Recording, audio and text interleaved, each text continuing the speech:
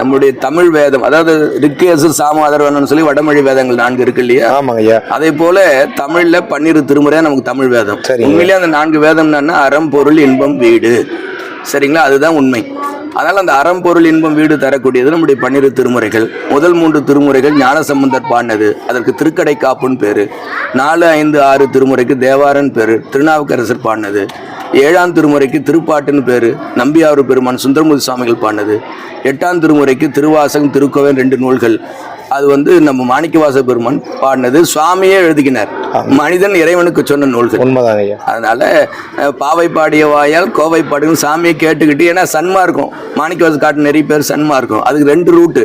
ஒரு ரூட்டு ஆசிரியன் மாணவன், இன்னொரு ரூட்டு தலைவன் தலைவி, காதலன் காதலி.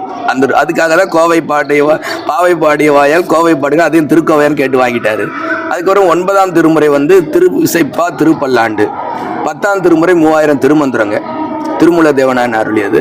அதே மாதிரி இங்கே 11ஆம் திருமுறை காரைக்கால் அம்மையார், நம்ம மதுரை ஆலவாய் சொக்கநாதரே ஒரு பாட்டு எழுதியிருக்காரு. மானபத்திர ஒரு கடிதம், அந்த கடிதம் மதிமொழி புரிசுன்னு ஆரம்பிக்கும். 11ஆம் திருமுறை காரைக்கால் அம்மையார் பட்டினத்தடிகளாக அதில் பாடியிருக்காங்க. 12ஆம் திருமுறைக்கு திருத்தொண்டர் புராணம்னு ஆசிரியர் வச்சார் தெய்வசை கிழார். ஆனால் மக்களாக பார்த்தா அது பெரிய புராணம்னு சொன்னோடனே மக்கள் வச்ச பேரே ஒரு புராணத்துக்கு நிலைச்சதுன்னா தெய்வச்சகாருடைய திருத்தொண்டர் புராணத்துக்கு மக்கள் வச்ச பேர் பெரிய புராணம்.